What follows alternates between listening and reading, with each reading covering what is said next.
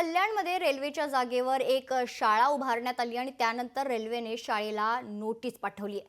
400 विद्यार्थ्यांचे शैक्षणिक भवितव्य कुठेतरी अंधारात असल्याचं आता दिसून येते। 28 तारखेला शाळेवर कारवाई होणार आहे। 10वीच्या परीक्षेच्या तोंडावर रेल्वेने ही कारवाई केली आहे।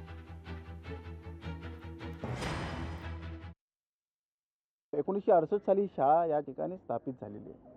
आज या शाळेला प्रस्थापित करण्याचा प्रयत्न हे रेल्वे अधिकारी करत आहेत। आज या शाळेने अनेक विद्यार्थ्यांना घडवले। आज ही शाळा चालू असताना एवढ्या विद्यार्थ्यांना वंचित करण्याचा प्रयत्न आज त्यांचा चालू आहे।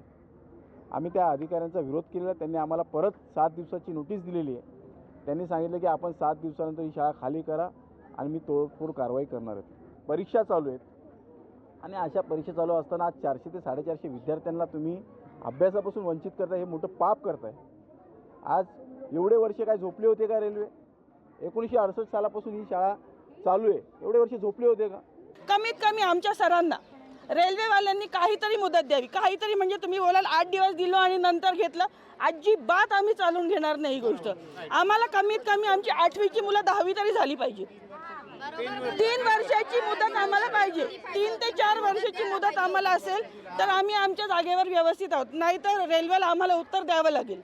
एक तर रेल्वेला आम्हाला द्यावं लागेल किंवा आम्ही रेल्वेला देऊ, पण ह्या शाळेला सील लागून देणार नाही। ही गरीब परिस्थितीची शाळा आहे, या शाळेला आम्ही बंद करून देणार नाही, अजिबात नाही।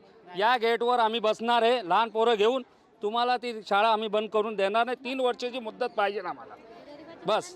आणि भरपूर जागा आहे तुम्हाला रेल्वेवाल्याला, कमी जागा नाही, भरपूर जागा आहे।